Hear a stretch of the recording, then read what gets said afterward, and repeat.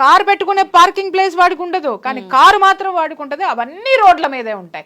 ఇటున్నాడికి ఉంటుంది, ఇంటాడికి ఉంటుంది. ఆ ఉన్నది 30 గజాల రోడ్లో ఈ 2 కార్లు పెడితే సైకిల్ కూడా పట్టదు. వెళ్ళేటందుకు ఎంత ఇబ్బందులు ఉన్నాయి, ఎన్ని ఇబ్బందులు ఉన్నాయి. సరే, ఆ కారు ఏమన్నా డబ్బులు సంపాదించి కొనుక్కున్నాడు. ఇదివరకు కారు డబ్బులు మొత్తం ఇస్తే కానీ కారు ఇంటికి వచ్చేది కాదు. ఇప్పుడేంటి, 0 డౌన్ పేమెంట్, మీరు తీసుకెళ్ళిపోండి చాలు. వాడికి వచ్చేది 40,000 జీతం అయితే వాడికి ఉండే క్రెడిట్ కార్డు వాల్యూ ఎంత, 2 లక్షలు. అంటే సంపాదించే జీతం కంటే 5 రెట్లు వాడు ఖర్చు చేస్తాడు. ఖర్చు కాదమ్మా, వాడు సంకనాకిపోయాడు అన్నమాట. అప్పు కాదు, ఇంక వాడి మనశ్శాంతి లేదు. ఎందుకు, ఇక వాడు దేశం గురించి ఏం ఆలోచిస్తాడు, కుటుంబం గురించి ఏం ఆలోచిస్తాడు, యూట్యూబ్ల గురించి ఏం ఆలోచిస్తాడు, నీ గురించి ఏం ఆలోచిస్తాడు, మానభంగాల గురించి ఏం ఆలోచిస్తాడు, హత్యల గురించి ఏం ఆలోచిస్తాడు, దోపిడీల గురించి ఏం ఆలోచిస్తాడు, నేను ఓటు ఎవడికి వేయాలో ఏం ఆలోచిస్తాడు. ప్రపంచం ఎవరు రాసుకున్నారు ఈ రాత? ప్రపంచం రాయలా, గ్లోబలైజేషన్ రాయలా, నీకు నువ్వు రాసుకున్నావు, నాకు నేను రాసుకున్నాను.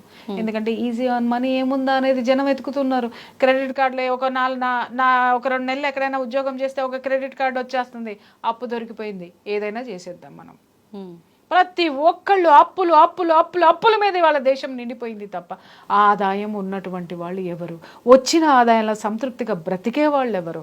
నేను నిజంగా చెప్తున్నాను కదా, ఇవాళ చూస్తే నాకంటే చిన్న పిల్లలు, నాకంటే ఖరీదైనటువంటి కార్లు వాడుతున్నారు. నాకు అర్థం కాదు, ఎక్కడి నుంచి వస్తున్నాయి వీళ్ళకి కార్లు, అర్థం కాదు.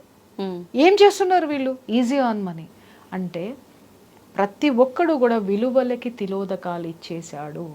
కుటుంబానికి ప్రాముఖ్యత లేదు, విలువ లేదు. అతి భయంకరంగా ఈరోజు నేను వాడికంటే ఎక్కువ బ్రతకాలి అనేటటువంటి ఒక స్థితికి వెళ్ళిపోయాడు. ఇది దీనంతటికీ కారణం ఏంటి అని అంటే, ఏముందండి సమాజం అంతా అలాగే మారిపోయింది అని మాట్లాడతారు. నేను ఒక క్వశ్చన్, ఈ సమాజం ఎవరండి? మనకు అందని పదార్థమా అండి? ఏమన్నా ఆకాశంలో ఉన్నటువంటి చినుక అండి, మనం కంట్రోల్ చేయలేము, అది పడుతుంది అనుకుంటానికి. అది పడినా కూడా గొడుగు అనేటటువంటిది ఒకటి ఉందండి, మనం తడిచిపోకుండా. ఇల్లు అనేటటువంటిది ఒకటి ఉందండి, మనం సురక్షితంగా ఉండడానికి. అలాగే ఎన్ని మనకు ఆకర్షణీయమైనటువంటివి వచ్చినా మన కంట్రోల్ మనకుంది.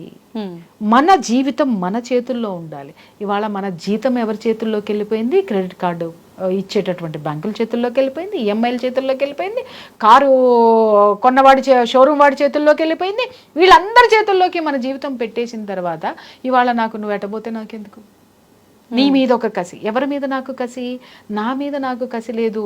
ఈఎంఐలు ఆడు అమ్మాడబడుతున్నాడు కదా, ఆడి మీద కసి. ఈ ఈఎంఐలు ఎట్టా ఎగ్గొట్టాలి, ఆ ఎపిసోడ్ ట్రెండ్ అవుతుంది అనమాట. ఎవరైనా లాయరు, అడ్వకేటో, ఇంకెవరన్నాను, ఈఎంఐలు ఈజీగా ఈ విధంగా మీరు ఉపశమనం పొందవచ్చు, మీరు ఏ విధంగానూ కట్టక్కర్లేదు అనగానే వాళ్ళ ముందు బారులు తీరేస్తారు. ఆ ఎపిసోడ్ ఫుల్ క్లిక్ అవుతుంది. తర్వాత భార్య, దానికి కారు ఉంది, నువ్వు కొంటావా వస్తావా, లేకపోతే వాళ్ళు అది కొనుక్కున్నారు, ఆ నెక్లెస్ ఉందా లేదా, ఇది అది అది అది అది భయంకరంగా ఈవిడ టార్చర్ పెట్టేస్తూ ఉంటుంది, భర్తను పెట్టేస్తూ ఉంటుంది. అది దానికోసం వీడు నానా అప్పులు చేసి, నానా లోన్లు తీసి, అన్ని బాహాటంగా చేసుకొని అవన్నీ పెట్టిన తర్వాత ఈఎంఐలు కట్టాల్సి వస్తుంది.